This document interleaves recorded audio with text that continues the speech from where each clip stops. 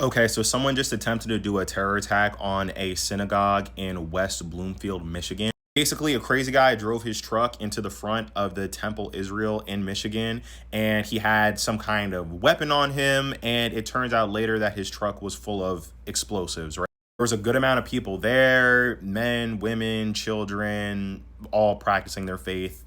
You get now, luckily, the synagogue actually had an armed guard there. So, like, when this guy drove his truck through with like a car full of bombs and started waving his thing around, like, they just popped them.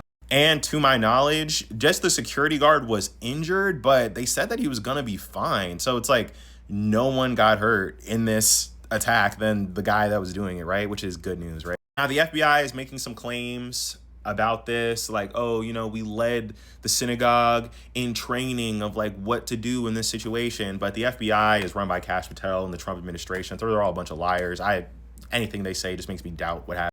Although I don't really have any problems believing that this was just a crazy anti-Semite.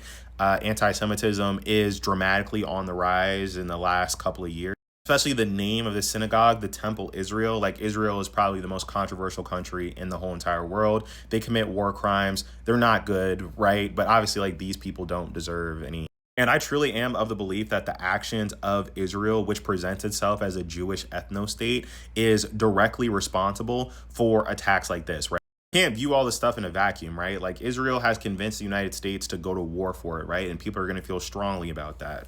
If Israel just followed the law, international law, they wouldn't be so controversial, and then maybe people wouldn't target Jewish people. Like, that being said, anti-Semitism is very old. Like, I'm not under the delusion that if Israel was like a perfect country that people wouldn't target Jewish people. And again, I think that's disgusting. No one deserves to be targeted for reasons that are outside of their control, right? This is just another indication that the temperature is rising, right? Like, things that we thought were established and cool are not anymore. People are angry. People are bigoted, I'm glad that this was a pretty good story, but not all of them are.